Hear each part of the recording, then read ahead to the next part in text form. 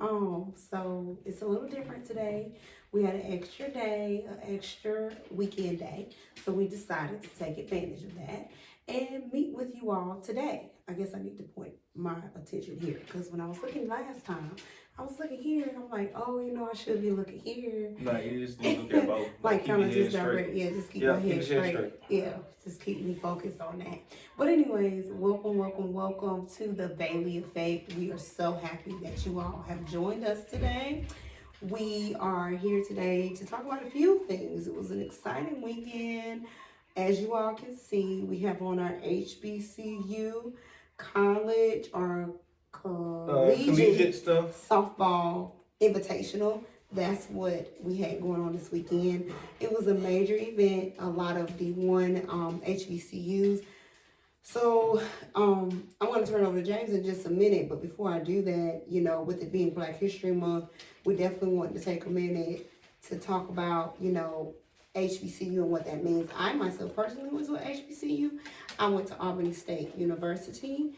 Shouts out to all the Golden Rams out there. Woo woo. But anyways, yes, HBCU, historically Black colleges and universities. And so we have quite a few, especially in the South, that really cater to making sure that a lot of people of a ethnic background receive an education. I believe that when they first started, that's what they were mainly about. Yeah, it was mainly about the African American community actually having the opportunity or a better way to get a better way to get an advanced education. Right. That's how I put it.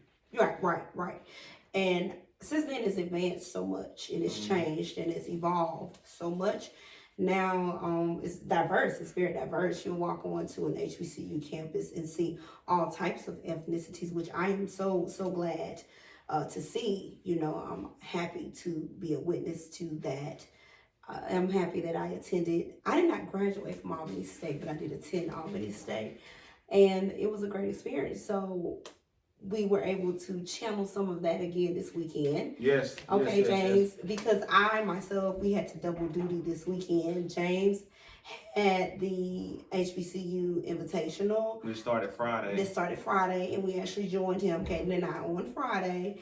And then we actually, Kaden and I had to travel to Dublin, which was 2 hours, almost 2.5 hours away, for her first softball tournament of the season. Right. And so it was pretty nerve-wracking for me. I shed a few tears. If you all don't know me or much about me, James is my rock, y'all.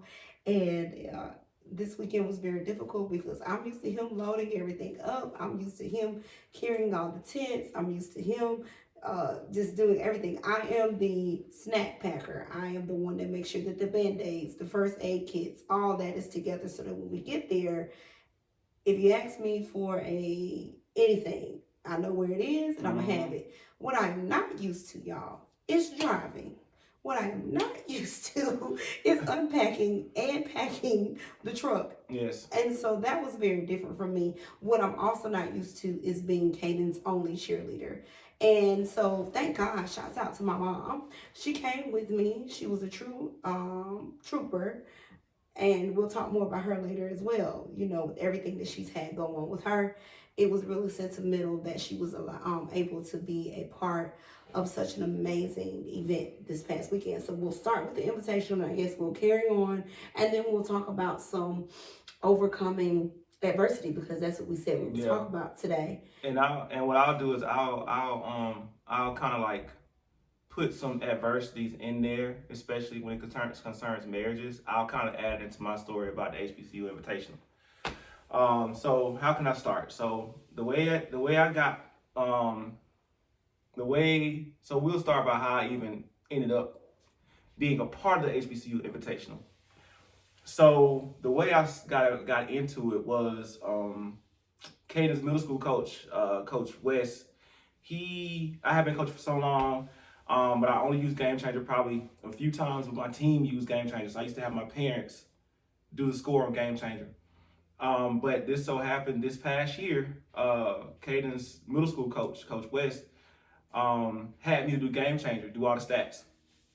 And when I did that, I actually got the knowledge to be able to teach it. And Shouts out Coach West. shouts out to Coach West. So he put me in a position to where I could teach people how to use Game Changer, because I'm already very technically advanced. That's what I would say. Yes, very, y'all. Very. So if you need any tech help, reach out to James. Shouts yes, out. yes. James. So my mentor, Coach Anderson, Coach Gary Anderson, who's big in the softball world, he introduced me to. He called me on the phone. He said, "Hey, I need you to like explain Game Changer to me because we need it for the Invitational." And I was like, "Okay, I'll explain it to you." So I explained it to him, and then he said, "Hold up, I'm getting ready to get you in contact with Mr. Leonard Moody. Mr. Leonard Moody is in charge of and is inactive right now, but Georgia Elite, which was a big travel ball organization in Georgia for the longest time. He put people into University of Georgia, where his daughter attended, Georgia Southern, so like big name here. And then we had our first few meetings. I met Anna Nichols, who's like Game Changer, senior manager of Game Changer softball community. And then eventually, as I did the admin training, I ended up with Miss Shanita Edwards, who is the co-director. Her and Mr. Moody are the co-directors of the HBCU Softball Invitation. So I became the admin. And this is the first one. This is the first one. This is Yes. the first one they've done. So then I became the admin IT for the softball invitational, which, just like marriage, there were some hiccups. The first day was very draining because the internet, the Wi-Fi, everything was messed up on the location. We were at Turner Lake in Covington, Georgia, which is about 30 minutes from where we are, 35 minutes where we are. So we had a lot of technical difficulties the first day. But the second day, then the technical difficulty that didn't happen was Kaden and Shante got an opportunity to come out there. And one of the teams I became very fond of was Grambling. NC Central, and Howard. And all of those are in the division, in the HBCU world, where they have SWAC, MEAC, SIAC, things like that. They are considered as Division I SWAC and MEAC teams. NC Central played in the Super Regionals last year. Grambling is just all over social media with Coach Hall. And Howard is, as you all know, like a big HBCU out of DC. So like those teams really rocked it this weekend. But NC Central and Howard, they were like, in South Carolina State, we're going at it all weekend. And I saw some stuff. Like I learned some stuff. I learned some chants that I didn't. I introduced them. It's very different. Very different. Very different. Parents are very different. But the Invitational was for the first year, a big success. We had to pivot a few times to make everything happen, make everything work. But that's just like marriage. Like sometimes the first year or so is like very hectic, and then you start cruising, and then you realize, oh, I still got a few hiccups in there. So we didn't really get it perfect down pat for Game Changer until Sunday. We still had a few hiccups on Saturday. But my biggest hiccup on Saturday was I had people like not volunteer that didn't show up or something like that. So I had to pivot and get my 3 best Game Changer people to do it on Saturday, which they didn't let me down because they knew that I was trying to get to see Kaden play. So I left at 4:00 and drove to Dublin, which was 2 hours away. Yeah. And I missed the first 3 games. And Kaden pool play. And Kaden did amazing. She led off. She had a high batting average, hit a home run. But they let her pitch in the championship game. I got there. I got to see her play the first bracket game. They won 11-3. And I got to see her go into the championship game and pitch her a little behind off. She said, "Dad, I had no legs, and I was cold with face burn. But when she did what she needed to do, I was very proud of her. Yes. That girl, she did good. So like now we're all recovering right now. Body Yes. aches, hurting, bad. You sure you're not old? I'm just old. I don't say that. But what I will say is that if you're in the area, this is going to be an annual event. From when I was speaking with the co-directors of this, and this is going to be an annual event. This is actually something for even if you don't have girls playing softball, somebody has graduated from an HBCU or attended an HBCU or anything like that. And what people don't understand is that some of these HBCUs are underfunded. Underfunded. They're under-acknowledged. And the softball program is growing, but the softball program doesn't really get any acknowledgement either. Right. So this event was really to give people an opportunity, and I'll put it like this: there are a lot of parents that live in Georgia who kids go to HBCUs, but they can't go and see them play. So this gave them an opportunity to stop in and be there all 3 days. I met one of the girls' dad who plays, girl that plays for Grambling. Her dad has 4 girls, and 3 of them play softball against us. And he said, "I've been here since 9:30 on Friday. Lives in Archer." He said, "I do not have to travel. I've been here since the gates open and been at every game." Yeah. Wow. And people don't understand. Even the co-director's daughter plays for NC Central, Miss Chanel Edwards. Her daughter plays for NC Central. She got an opportunity to actually see her play because she said she has to watch no Game Changer a lot. So, people don't understand how important it is for you to be able to see your kids. And people don't understand how big it is for HBCUs too. Like in the state of Georgia, there are a lot. And we had Fort Valley State. We had Fort Valley State here. We had South Carolina State here. We had North Carolina Central. We had Prairie View out of Texas. We had Howard out of DC. We had Maryland Eastern Shores. So Fort Valley was the only school from Georgia. Fort Valley was the only school from Georgia. We had Alabama A&M, Alabama State. Alcorn State. Alcorn State. Really? We had some schools here. Where they're from? Alcorn. Alcorn, yeah. Where are they from? I don't know where they're from. I didn't even try to figure it out. Yeah. I just know that I was getting dizzy just watching all these teams play. But it was definitely something to see. Definitely something to see. I saw what people don't understand is I saw my kid. Every time I saw a girl pitching, I saw Kaden pitching. Every time I saw a pitcher get up the bat, I saw Kaden batting. And I don't think people understand how that actually impacts you as a parent when you can go and see other kids play that game. So I just think I want to take a minute right now to personally, I think I've thanked you, but I want to personally thank you for your dedication and love for the sport, but also your family. Yeah. And I definitely saw that. Not that I never see it, but I definitely saw it this weekend. I mean, you can give us all the flowers, all the candy, all the whatever, but I honestly think that your presence, not presence, those are nice too, but your actual presence, your physical appearance, being present in our lives, speaks volumes. A lot of you all don't know, but I didn't grow up with a father. So a lot of things that James does as a father, I'm living that through Kaden because I did not experience that.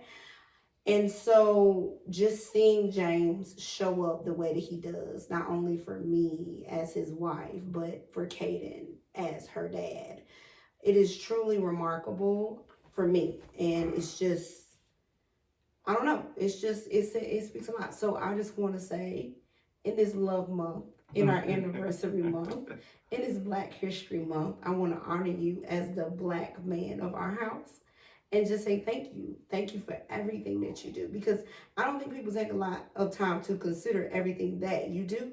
But I'm telling y'all, James really, really sacrificed a lot this weekend. driving, doing everything that he did from Friday all the way to Sunday, Actually, Thursday. Yes, starting Thursday all the way up until Sunday.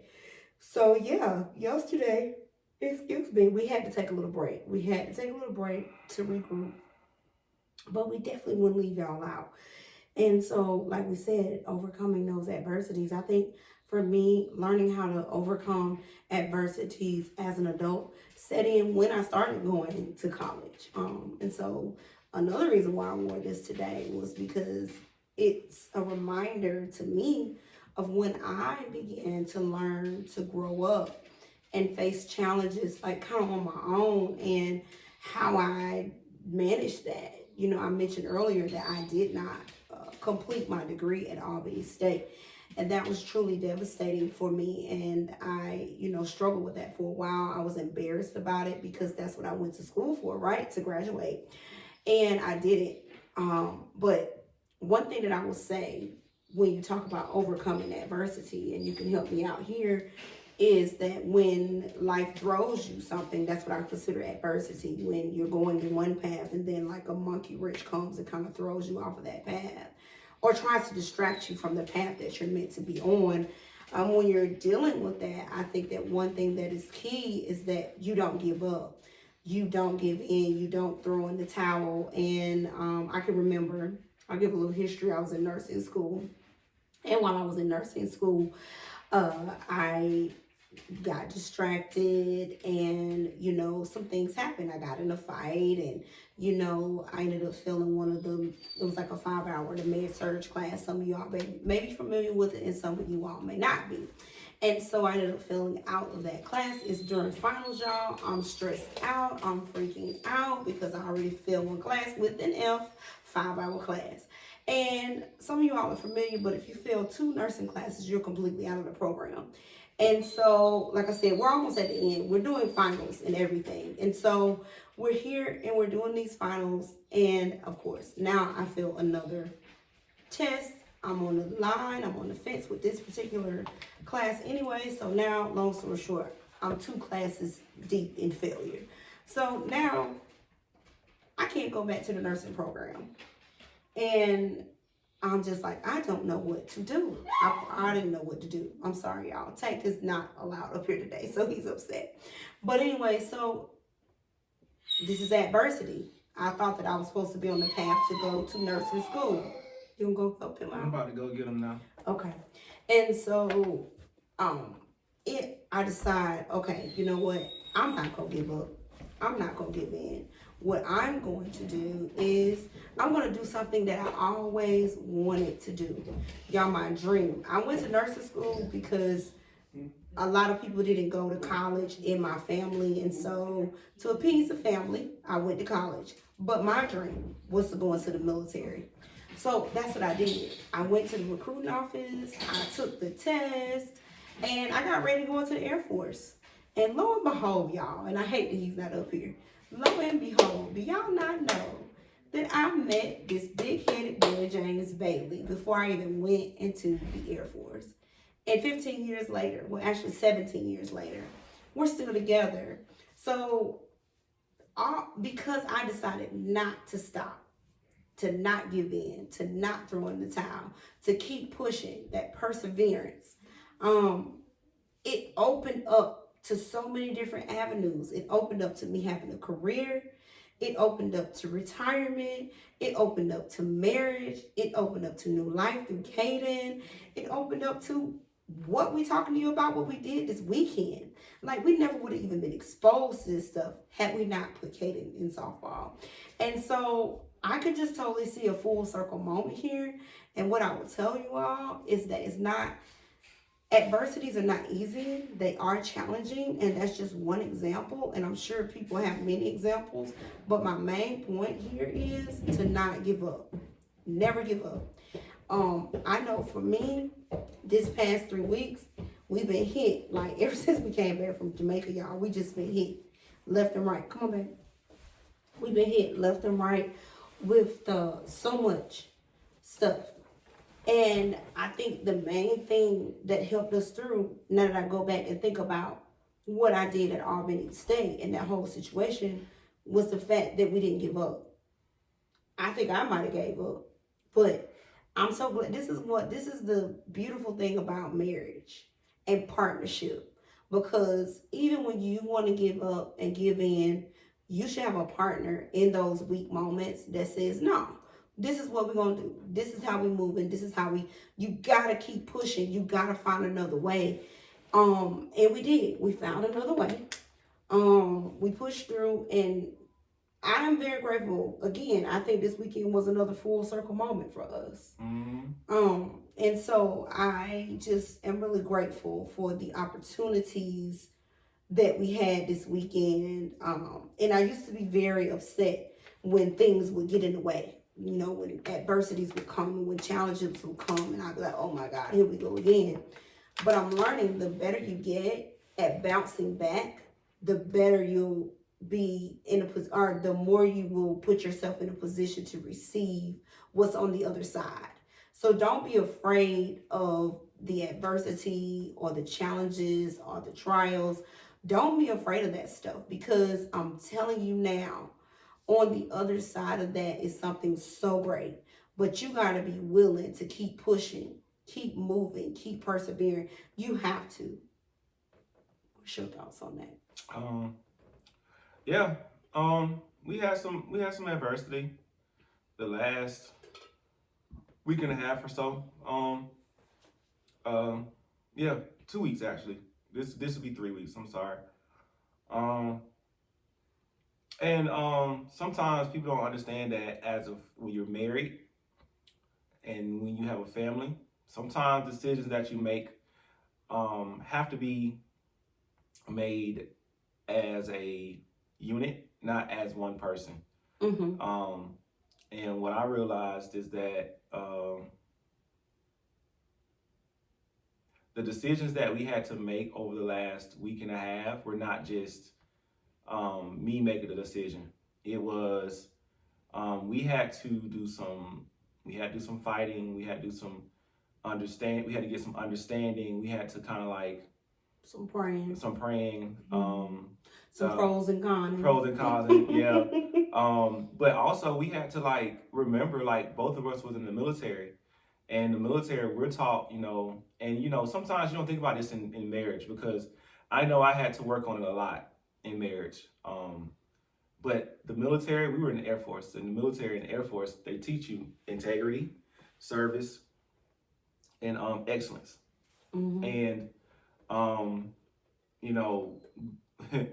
a lot of us struggle with integrity, but I know myself personally, especially when it comes to trying to go forward in life, I have been working hard on integrity. So this last few weeks, I just didn't talk to anybody about the situation that we had going on concerning Caden, because the decision we had to make concerning Caden was a major family decision. It wasn't just about her; it was a major family decision. Because we had got so close with a team, and Caden had developed friendships, and she had developed relationships with people, and in that time, and we were developing, and the team was not a bad team. But what happened was there were some integrity issues, and in those integrity issues, it was either going to hurt Caden or it was going to help Caden. But it was also in the integrity issues, it was going to hurt our family. So I had to make a decision.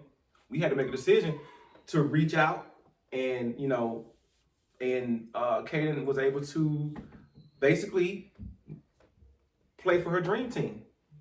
It was a team that she had dreamed about playing, and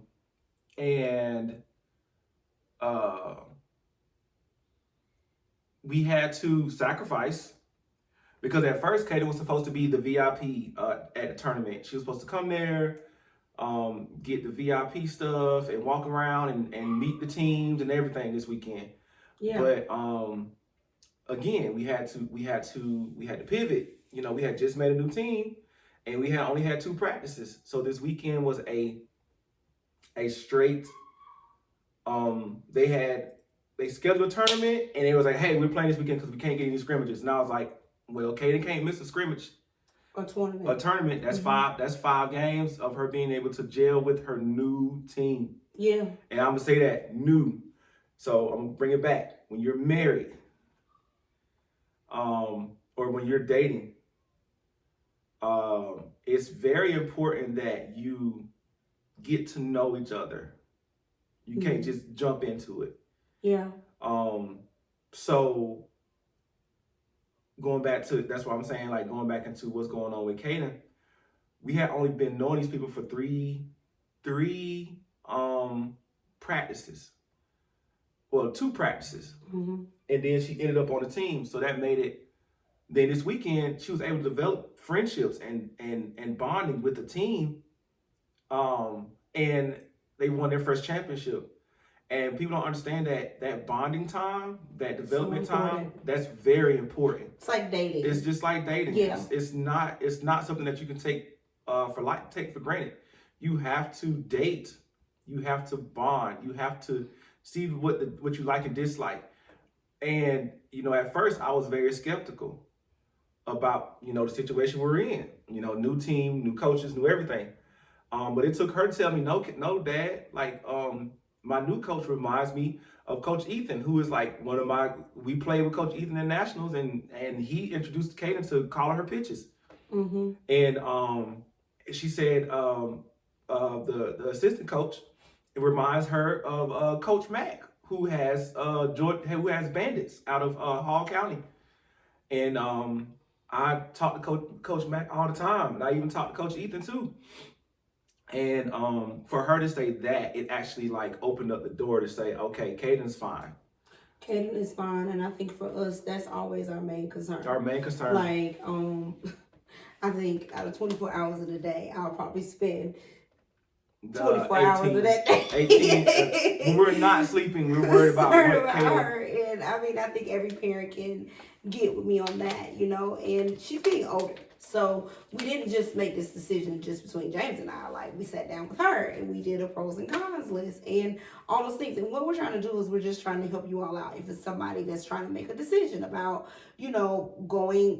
going to college or getting married, or we're trying to help you to see what you have to do. One thing for sure, no matter how much people press you, and I know it's hard because you don't want to seem like you're lying to people, but if you are trying to make a decision, you might want to make up in your mind who are, I would say, 3 people at the most that you talk to when you're in your decision making time. Process, when you are trying to go from one level to the next, or I would say no more than 3 people that you really tune into and tap into outside of you, because anybody else, even if it seems like they have tried to figure it out, you kind of just have to tell them respectfully, we're still trying to handle some stuff right now if they're not in your group. And what I have realized is that people who truly care about you and what you have going on, they will understand, and it won't seem like you were being deceitful to them if they were not included in that time. Because, and it's not saying that you don't trust them, but if you get too many voices in your ear, it can kind of dissuade you from making a decision that you need to make. And so, I think we talked to my mom. You talked to Coach A. We talked to Kaden's pitching coach. Yeah. Who was very close, over the last year. She is like a little sister. She has developed a relationship with Kaden that, we kind of trust her. She actually came this weekend, and we were up in the press box together. And I got her up there at the press box out of the cold, and she was able to do the score, and she stayed there all day. Just to rub shoulders with people. Sometimes you want to make sure that you develop it. But the person, other than my wife, the person that I had the longest conversation with, I finally had to have, before I made my final decision, the person I had the conversation with was Coach Anderson. He, because he's been my mentor in this game of softball for the last 3 years, 4 years. He's very wise. He's very wise. with the game, But yeah. he also told me, in making a decision, you have to think about not only the decision that you're making, but you have to think about your family in the decision.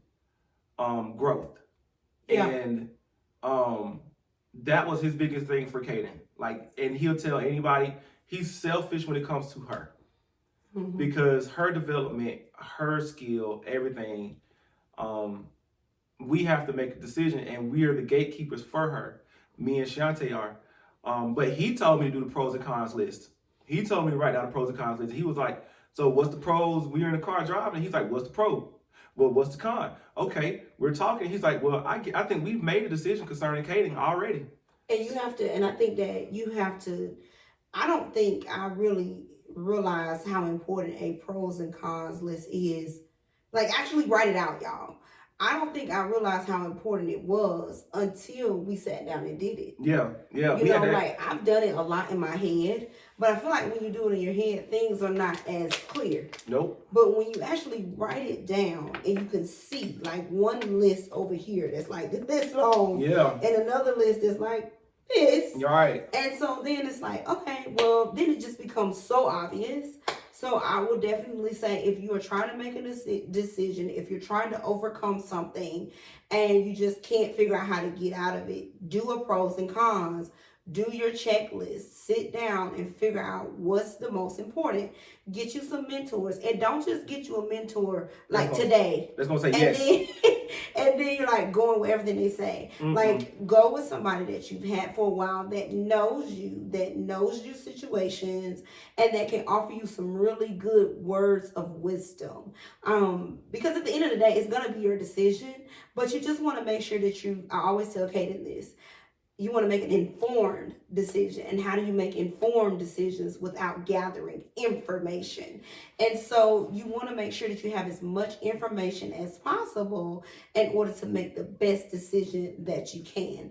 And so I definitely suggest that. So that you have a team of no more than 3 people. Yeah. I also think that you need to have your pros and cons list.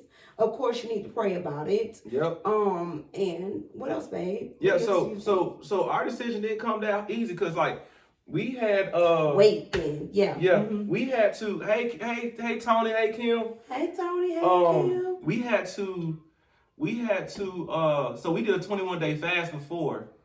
And and before this, so that in January we did a 21-day fast. Mm-hmm. And which I highly suggest and recommend as look, well. it don't matter what you cut out. You can cut out food, you can cut out sweets, you can cut out alcohol, you can do any of that. But our friends, the Hicks, they do a fast every year. Mm-hmm. And I told him everything that was going on. He was like, bro, he said that's because of your obedience during the fast. Mm-hmm. He said, so just be prepared for what's about to happen, because you don't really, and be open, because you don't really know what's happening until it starts happening. Like, and Kaden, like I said, Kaden's our priority. Kaden's our priority. So when we came out of the fast, it was like, went to Jamaica. Next thing you know, it was a screen thing saying level 3 travel advisory. We ain't have nothing we ain't have nothing. People to email us saying, hey, don't go to Jamaica. Don't go to Jamaica. Man, we had the best time in Jamaica. Yeah. Like, and you know. And we needed to go. And we needed to go. When we came back, the hell gates just flat out on us. It started raining. It went crazy. And brimstone. Like, I'm not even like, joking. Yeah. So, and this is how crazy going out of a fast and coming into life really happens. So literally the Thursday, what day was it? Was it Thursday? So the Thursday. That Monday we went off. No. Last week. Okay. When did I get in the accident? Was it Thursday? Oh God, no! Valentine's Day. Last Wednesday. So I got this big event coming up. Big event. I gotta drive to Covington. Oh gosh. Wednesday, I get in the accident in my truck. dropping the dogs off and going to work. I get in an accident in my truck. I rear end somebody. They're about to bounce out and go out, and I'm going to take their spot and boom, I hit them in the back.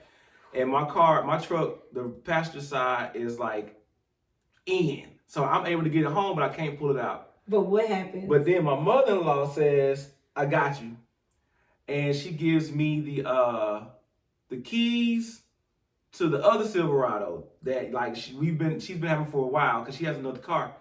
So when that happens, I'm like, if like one thing is another, we go from. But you got to talk about that for a minute though, because what did you say? You were like, I don't really think that. I never would have thought that she would have gave me I that, never like, would back in the day. like so because Jay's and my mom. We used to be like this. It's back in the day.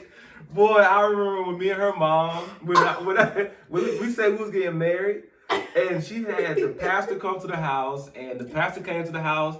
We had the marriage counseling and everything. He gets to the house, and we sit to the table eating, and there's like, the wife is like, y'all don't need to get married. Y'all need to wait like Michelle and Brock did, and blah, blah, Just blah. wait. Wait. And then we got married, and I kid you not, he said, a wrong clock is right twice a day. Yeah. And that's what he told us. And now, 15 years later, we still married, 17 years together. So we were told that. But me and her mom, like, I remember telling her mom, we went and got her watch in the car. And like, we was like, look, I don't care what you say, we still get married. So you can be mad all you want. And like, I slid her, she was like, I don't want that. I don't want it. The watch. Yeah. She was like, I don't want it. I said, okay. I said, you gonna take it? And I slid it to her on the table. I said, you gonna take this watch? Oh my gosh. And I just thought about how far y'all come. And I told you the joke is when I saw her mom wears this fire engine red lipstick.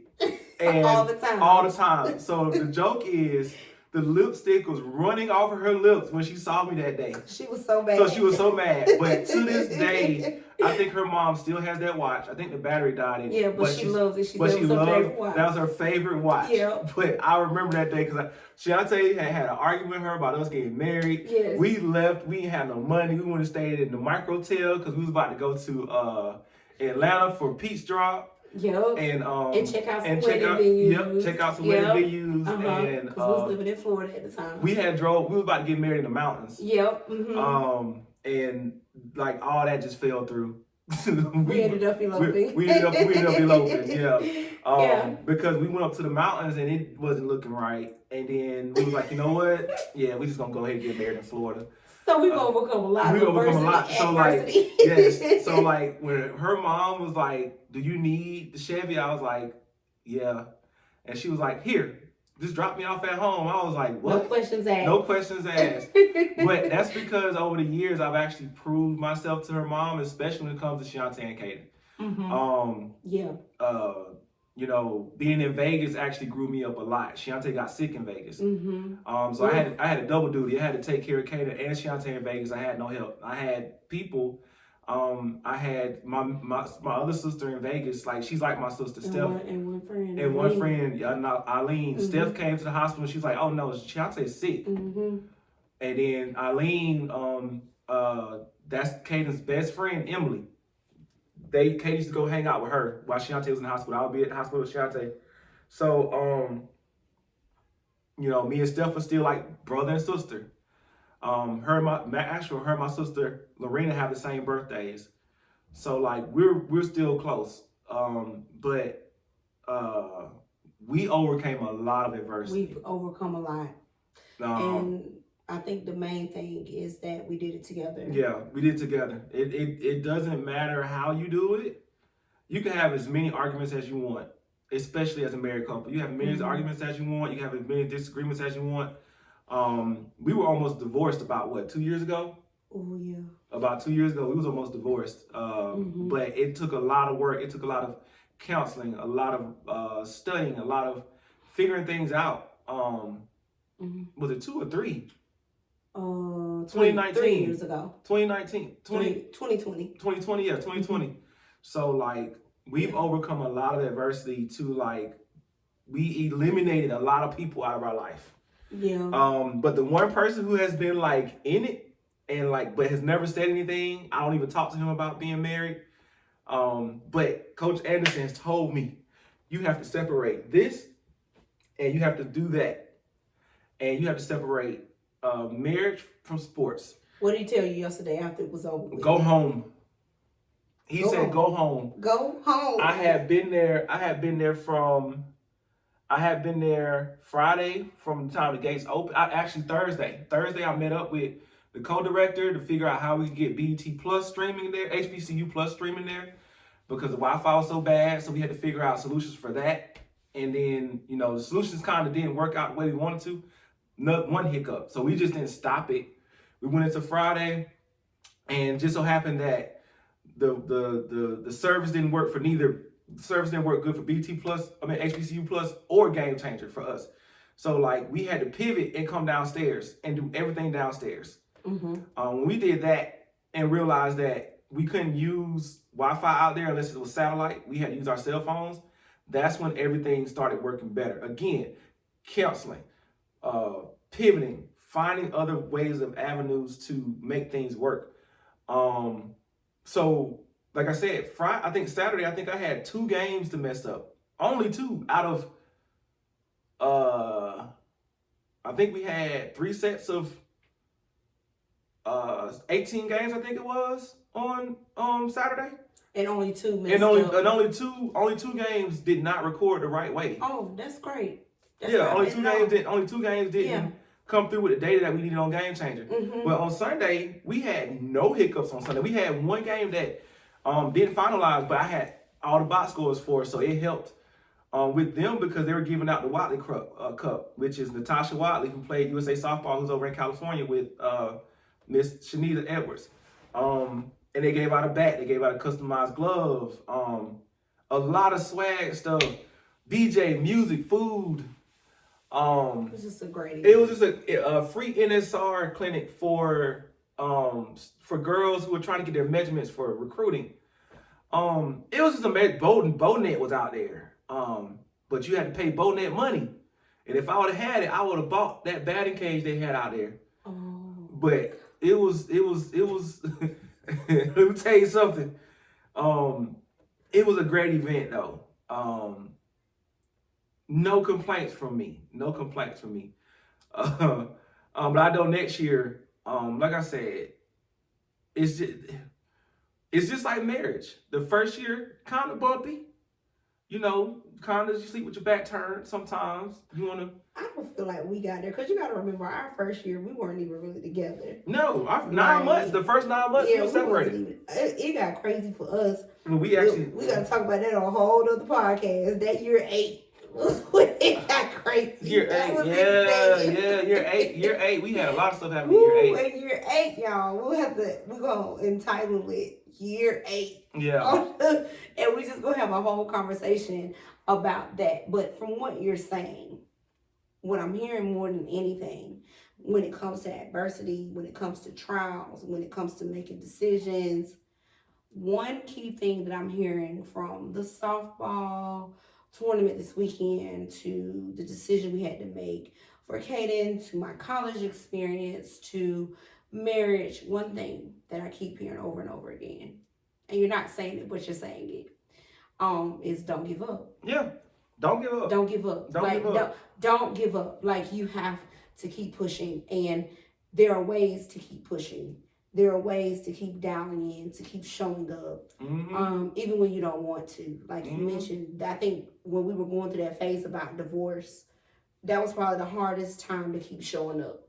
Yeah. That was the hardest time to just keep showing up. I will tell you this right here. People talk about divorce and they say, oh, we're going to go and separate. Now, the thing that I will tell y'all is that, sometimes divorce is needed. I will tell you that. Sometimes divorce is needed. But we had a marriage counselor that just kept telling us the reason why y'all are going through things y'all going through is because you have certain people involved that you should not have involved. Y'all are different, and you all are more open-minded, and you all are more willing to learn. And she just kept telling us that, and we didn't realize that until after the situation that we had.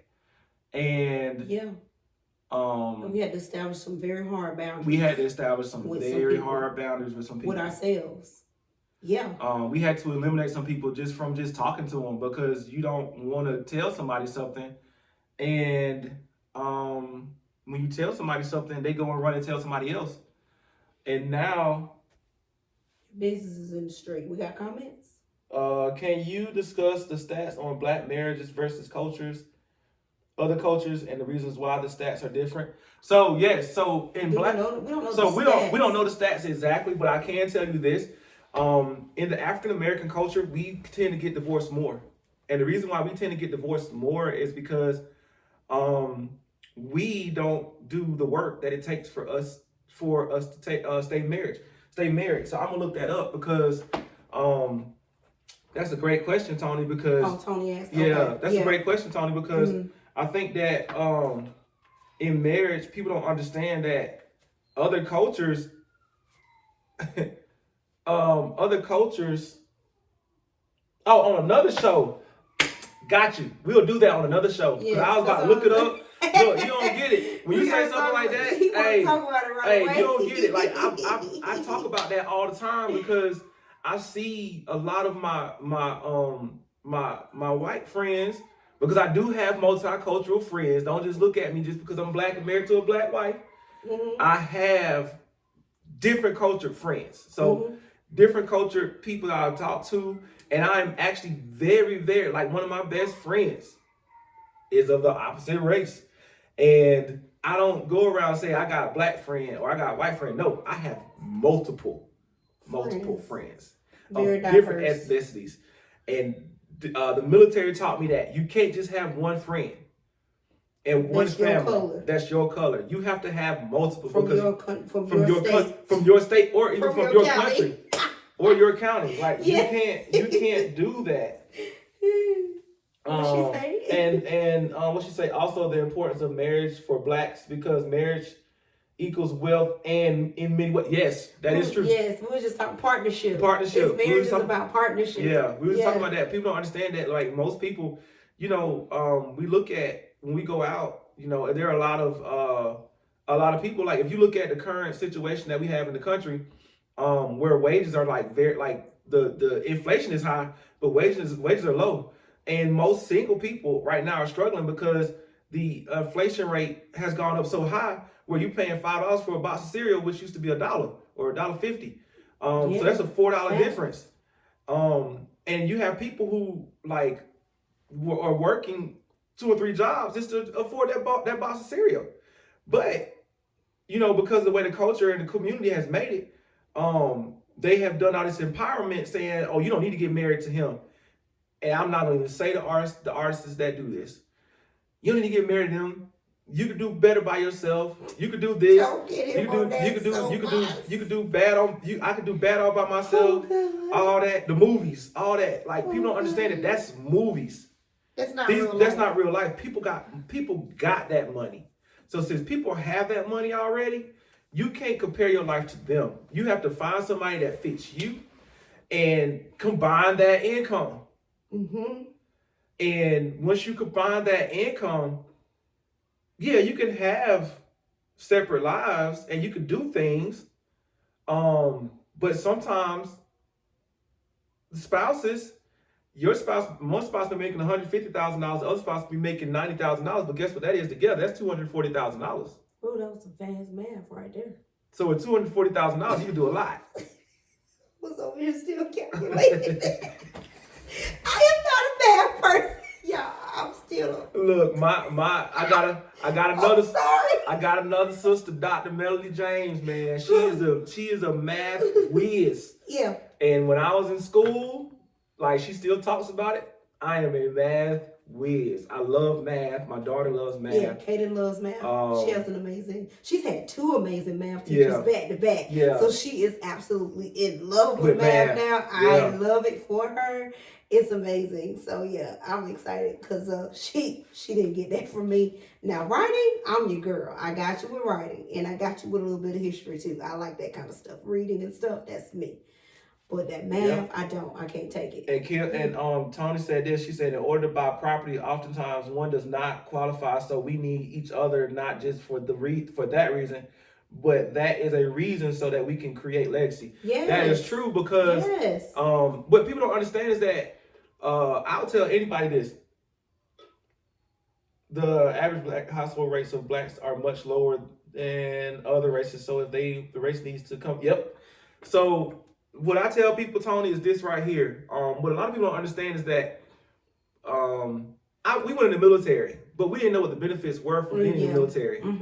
But I'll tell anybody this: if you don't have plans when you get out of the military, when you go out of high school, when you get out of high school, because I think that's the part. Sometimes our parents don't prepare us for what life is outside. They try to shelter us. So what happens is our parents tell us, no, just go to college, go to school, and you'll be fine. Sometimes college ain't for everybody. Yeah. So go get you a trade. Go get you a trade. Military. Go into the military. Go get you a trade. Do all those kind of things. I would say, right? Yeah, like go into the military. Military gives you a whole degree, really, to be honest with you. A trade. OJT.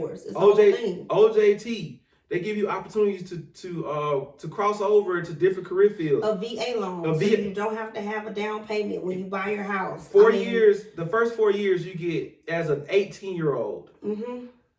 Based off your income, they give you a VA loan that you automatically qualify for. Automatic, yeah. So what people don't understand is that yes, we have our wealth, we have our money that we're trying to build up to create more wealth with, but the military actually jump-started us into that. So yes, we can go out here and probably buy a house with an FHA loan and 20% down and stuff like that. But the military jump-started us into life of being able to go and get that property. So both of us have the VA loans. Right. Both of us can go out and buy houses. Yeah. Both of us can go out and create wealth. Both of us can do all that stuff. Like being a vet, as a 100% disabled vet, we could start businesses. We could start businesses that are tax exempt. So I just met what people don't understand is this right here. The HBCU Softball Invitational, the Collegiate Invitational, actually connected me with some people that are like doing their thing. When I say doing their thing, the people that are working with me in Game Changer, I met a young lady that works for Delta. Her name is Antoinette. I met her. She works for Delta. She flew in from Delta for a free flight from Delta. She flew in, and we were talking. And she trained some of the girls that were playing there. I met another young lady that does Showtime training. She was a nurse. And she told me that when she first got out of college as a nurse, she wasn't making any money. She had to go be a bartender, $800 a day. But she told her mom, like, she wasn't making the money as a nurse, and she started her business. She said, I took some losses in the beginning, but now I make enough to take a whole week off and just go do whatever. I met a young lady who does herbalist. She's in charge, but she's an herbalist, but she also has a construction company. She builds houses from the ground up. And she just took an AD position in Baltimore. And her goal is to she's been here, but her goal is to go to Baltimore and bring the softball community down here to Georgia.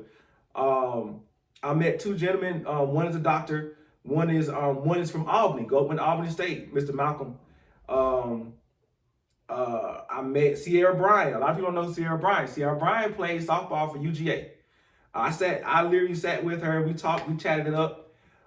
She plays professional softball, Women's WPS, Women's Professional Softball League, out of Texas for the Texas Smoke. So there are opportunities out there. Like, and she told me that, like, when she went to Georgia, Georgia gave her a full, well-rounded mind. Like, gave her, and she learned so much from Georgia. It was very multicultural. Like, she let me know, like, no, like, me going to Georgia, like, Georgia gave her the opportunity. So she went to Georgia. She shut down everybody else because she's from Covington. And she was near home. Her parents were able to make the games. And then she went to Louisiana, Lafayette, Louisiana Raging Cajuns, played softball for her 5th year, and she graduated from there. And that's like one of Caden's favorite players. Her and Taylor Tinsley, who graduated from George Walton, goes to UCLA. Yes. And what people don't understand is that gave me an opportunity to rub shoulders with some very powerful people that don't even know they're powerful yet. But guess what? These people now can come back and give to the community, build houses, grow, all that stuff. And help you because they And- were and talking help- to you they were about helping- talking to me about and businesses. businesses, yep. But then, you got to but get a then- business. but then I'm gonna tell you, if you're on here and you have a kid that plays softball, Kamiko's cousin, Coach Hall from Grambling, myself and my mentor rubbed shoulders with her. We actually trying to get something together for coming back down here to Atlanta, Like a clinic. like a clinic. She wants to come back down here to Atlanta, so a softball Well, clinic up here, because she's up in here. Yeah, Florida. she's at Grambling. Florida, So right? Where- no, she's at Louisiana. Oh, I don't know. I thought it was in Florida. No, she's at, My so bad. so she wants to come back here and do what is it? Louisiana? Let me see. Hold on, I might be wrong on that, but she wants to come back here and do another clinic. So what people don't understand is that you go and do these things, there may not be any pay involved in it. But what happens when you go and do this, you rub shoulders with very educated, powerful people. And you don't understand that rubbing shoulders with those people opens up a whole nother door for other income. And don't, what do they say? Don't knock it till you try it. No, I was gonna say, like, when you get this information, because Tony, you made a good point about like why people don't stay married, our culture and our community and all that stuff. And one reason is because first, we don't see it. It's not modeled. It's not an example. And we'll talk about it more. But I also think it's because we when we get information, we hold it to ourselves. We don't pass it on to someone else. Or if someone gives it to us, we're like, oh, okay, that's good, and we don't apply it to our lives. But the way that people build wealth is first, they pass the information on, and then second, the information that's passed on is applied. So it's a lot of concepts that Tony shares with me. I look at Tony as being an amazing mentor to me. Friend is like, that's hands down, you know. But, you know, she is a, what do you say? She mentor, a she tour. Yeah, but she is that to me. And so, She said gatekeep. yeah, don't gatekeep that information. And so you gotta share it. You have to share it, and then you have to also, so you have to have mentors. I live by this concept. Mhm. It's the 3-3-3. So you have 3 people that you look up to, 3 people that's on level with you, and then 3 people that you speak and pour into. So you always are growing, and then you're always growing somebody else, and then you always have somebody encouraging you to continue to grow. And so I think if you have that concept, then life just becomes more prosperous, like in marriage, in investments, in finances, in just, you just become a more full person. So you definitely need mentors. You definitely need people who are willing to share with you, because unlike a lot of other cultures who have grandparents and parents who speak this into us, people in our culture really do have to go outside Yeah. of our culture. So one thing is that you have to have an open mind to step outside of your culture to get this knowledge, because a lot of people in our culture either gatekeep it or they don't know it. Cause cause I'll tell y'all, like, when I first joined the softball community, I was at Bay Creek Park, and one of the guys that I still talk to, I consider him as a friend, Josh Chastain. He said, "Hey man, like, we got a team, but the coach just dropped, and if the only way that your daughter gonna be able to play is if you take over."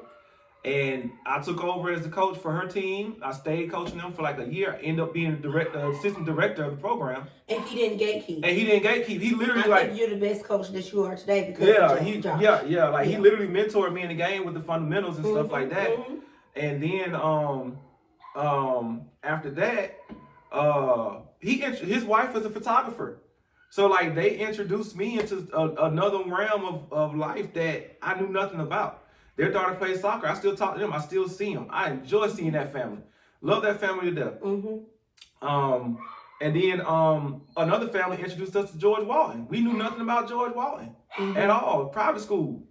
Kaden loves the school And now. she loves the school. Loves the school. She loves the school. Yeah. We knew nothing about travel ball. And Rachel Ogletree, she was my assistant coach when I was first started. She told me about her girls going to play travel for this team. And I understood why, because they were real good, but I knew nothing about travel. But then when we started playing, and my team ended up being almost like a travel team. We had coaches being like, man, that team's a travel team. We're still playing rec. But we we developed, and that those people that laid the foundation for me to go into this sport and be a coach, it actually put me into other avenues of income. And t-shirts and things like that, but uniforms, all that. But like what I'm realizing is that you have to tap into a little bit more than just that, because even though I may be like technically advanced, that's why I'm gonna say technically advanced, you still have to do a lot of work to keep those relationships going. Like, so like I said, I still talk to me and Coach Anderson, with him all weekend. One of my mentors. We had Kata's pitching coach there. One of Kata's mentors, like a big sister. Shante was out there. Shantae's out there rubbing shoulders. She's out there watching games and stuff. I was rubbing shoulders with my Ayla. Yep, with Ayla. So like, I met one of the ladies. She flew in from. It's so much stuff I saw this weekend. We are so black, white, indifferent. All cultures are so talented and so smart. I met a photographer from South Carolina who was doing photography at South Carolina State. So I'm gonna plug you right here because we can go on and on about what you went through. So I'm gonna plug you right here because I think that you need to make sure that people understand. James is so talented. He's so gifted. Like, he does book covers. He does t-shirts. He does uniforms. And he struggles with going ahead and making this officially his business. He's a trainer, y'all. He does all of that. So, if y'all need that, any type of t-shirts, I don't care if it's a Black History t-shirt, a family reunion t-shirt, I don't care if you have a team that needs uniforms, if you're about to write a book and you need a book cover, anything techie, James is your guy. If you have a child that needs any type of training athletically, physically, James is your guy. Mentally, I'm your girl. We want to really capitalize on that. My grandfather had his own business, but he passed away and his business went with him. I don't want that. That was his legacy and it died with him. Moving forward, we just want to make sure that we create legacies that live generations past us. And so we definitely want to make sure that we're doing that and that we're speaking life into ourselves, that we're being spoken into, and that we're speaking into those that are not below us. I don't like saying that, but that need us to speak more into them. So I think we're over an hour now. I think so. Are we over an hour? Do we have any comments that we need to address? No, I think Tony was the only one that gave some comments. Okay. Tony always blowing us up. Yes. We really appreciate it. Oh, hey Pops, I know I didn't see your comment when it came through. I saw Kim. Kim didn't leave no comments there. I think she recovering from the weekend too. Yeah, she also has a daughter that plays softball. She was at the field, so it was a lot. It was a lot of fun this weekend. And like I said, I think we can close because we talked about a lot. But I definitely want to make sure that we capitalize on the main topic, which was overcoming adversity. You do that through fasting and praying. You do that through having a support system of 3 or less. We recommend. We also recommend that you do a pros and cons list and you develop all the information that you need to make informed decisions when you're going through so that you can get to the other side. Anything else you want to add, baby? No. And don't give up. Yeah, don't give up. Like I will say this. This is my last thing. Last week, I think we both wanted to give up until that flyer came across and I knew people. And I was able to reach out. But I think we both were like not even the flyer, like I was already reaching out. But I think when everything hit, we were both like, you know what, this is getting too much. And it was like God said, boom, watch me show out. And it watch me show out. It was like pow, pow, pow, pow, pow. Yes. Because we were tired. Yes. We were tired. We was mentally and physically tired. Yeah. And it was like, watch me show out. Boom. Here goes another thing. Boom. There goes another thing. Boom. And then the devil was like, hold up. Let me stop him real quick. Pow. And that was my truck. And it was like, God was like, nope, I got you. Boom. and it was like boom, and it was like, like I said, who knows what's about to happen with my truck? I'm not really concerned about it right now. But that's my baby too. That was my, yeah. So I'm kind of still a little upset about that, but I'm gonna be okay. But on the other side of it, I think we had a very productive week and a half. I'm still tired, as you can tell. Like I'm struggling to keep my eyes open. I see that, babe. So, But it's okay. But I wanted to make sure that we did this because I know this is like something that that is needed and something that we do together. There's some comments. Looking good, babes. Hey, I'm catching the end of your live. Who was that? Simone. Hey, Simone. Hey, girl. Hey. Yeah, you can go back and watch it. We wrap it up now. Mm-hmm. But yeah, I think that this was a true example of his strength being made perfect through our weakness, like totally. Yeah. So you gonna pray us out? I can't keep my eyes open. If I pray, y'all gonna hear mumbling today. Like for real, I would have prayed, but like y'all gonna hear mumbling today because like you did a good job talking today. What are you talking about? Like my eyes are like going into the carpet. Every time I keep my head up, it's going down. Okay, well don't go to sleep while I'm praying, okay? Just hope I don't, because I'm like about to start snoring. Heavenly Father, in the name of Jesus, we come to you today saying thank you. Thank you for everyone that watched this podcast, for the ones that are going to watch the podcast. Lord, we just thank you in advance for giving them the strength to overcome. Lord, anybody that's suffering from anything right now and they want to give up, Father God, I ask that this is encouraging and uplifting and shows them that you do show up in our weakest moments, Father God, and that you are always on time. Lord, we thank you for everything that you've done for us, for our followers, Father God. We just thank you for growth and expansion. In Jesus' name we pray. Amen. Hey, y'all, don't forget to like, share, and subscribe to our YouTube channel. What is our YouTube channel? The Bailey Effect.